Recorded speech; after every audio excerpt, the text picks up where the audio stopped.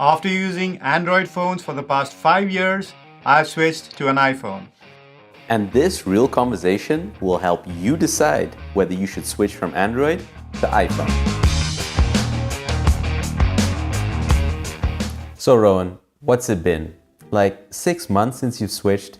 So which one is it? Android or Apple phone? We've got a bit of ground to cover, but in my mind there's a clear winner, so stay tuned till the end for that. And what are the things you missed from Android? Except like everything? Let's unlock this section with Face ID. It still feels like a first generation product, not as fast and responsive as Touch ID, for example, or any of the other fingerprint reader solutions out there. You still have to point your face at the phone, hold it a certain way. Yeah, it has a distance to go. I've got to capture this expression. Hold on a second. Check out this photo on my Pixel 3. Yeah. I know what you're getting at here, Kevin, and I absolutely concede defeat. The camera on the iPhone, it's good, it does a good job, but if you look at what Google's doing with their Pixel, it does fall short. And looking at the stuff that Huawei's putting out in terms of camera, you should be really jealous. Honestly, do you feel a bit trapped? Locked in? You're talking about ecosystem lock-in, aren't you? Look, Apple is not the only company to have a big ecosystem lock-in. Samsung does the same things. In fact, when I moved from Android, I actually missed my Google ecosystem. Not a great fan of... Okay. I've got to agree. If you ever catch me using an Apple phone, I'm sure you'll find a folder full of Google apps that I use. And do you miss the crazy flexibility that Android offers? Like changing wallpapers or changing your ringtones? There are definitely small things like long pressing the Wi-Fi or Bluetooth to go to additional settings. That's a simple thing, but I don't know why iOS doesn't do that. And also if I receive a phone call and I have my WS1000 XM3s on, the phone call doesn't switch to my headphones automatically. I have to do it manually. So what's up with that, Apple? Do you want me to buy AirPods or Beats? I'm not going to. I'm not that locked in. Some of the benefits of a walled garden, eh? Am I right? And don't even get me started on Apple's obsession with not showing me my own files. The other day I used my phone to record some of the audio from my band, and it took me a good half an hour Google searching to figure out how to share those audio files to Dropbox. Yeah, you are regretting that switch already, aren't you, Rohan? There are quite a few things that I still like since we switched from iPhone 5 years ago. For one, I like the widget implementation. Well, you can't go crazy like Android, but it's still quite neat and you can get to what you want. Custom keyboards are now a thing, and even though iOS was late to the notifications game, I think they thought it through quite well. Swiping to the left and right give you different options, and that is now something Android Q is also emulating. And I prefer the iOS gestures to the hot mess that is Android gestures. Are you swiping or are you tapping? Make up your mind, Android. And what about the interoperability ever since you've turned into this hipster artist with your MacBook Pro? Okay, that too. AirDrop is intuitive. Jeez. Just 5 things you like? Wow, I think I know the conclusion here already.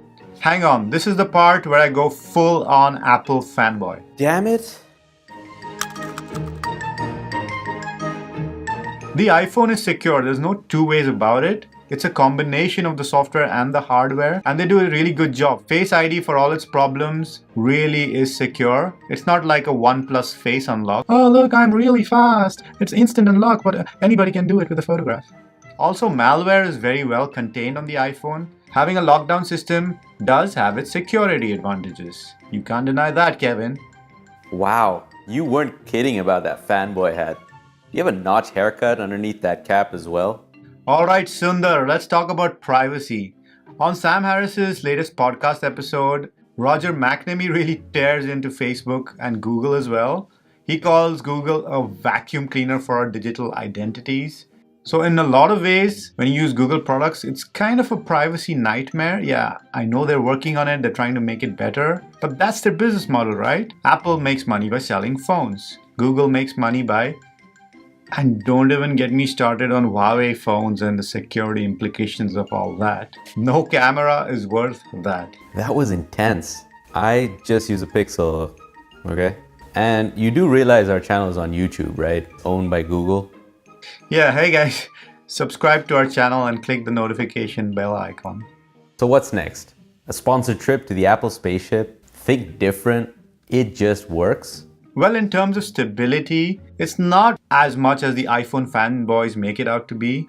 I knew it. Whoa. But we're talking like one app or two app crashes once a couple of months compared to the stutteriness and the lag and all the freezes on Android. I'll take this any day. A few little things about the iPhone XR specifically that I own. I love the battery life. 2 days for a power user, super happy with it. Granted, I don't use the camera that much. Oh, maybe that's why the battery life is so much better. And the screen is crappier as well. Also, iPhone has a bunch of awesome accessories like cases and microphones and all those things, but I don't use any of those. iPhone, huh? You've even dropped the. Feels like I'm talking to Tim Apple. But all those real or imagined advantages do come at a price. Is it still worth it though? The iPhone is expensive, no doubt about that. And for the latest prices, do check out the links in the description below. If you use them, they won't cost you anything extra, and it helps out our channel a little bit. Now let's really talk about price. For how much can you really resell your Huawei phone after 6 months or a year? The iPhones retain value, period. Sure, and Apple secretly slows them down over time. Point taken, but the iPhone still lasts longer than your average Android phone. Also, you pay the price only with your wallet, not with your personal data, Kevin.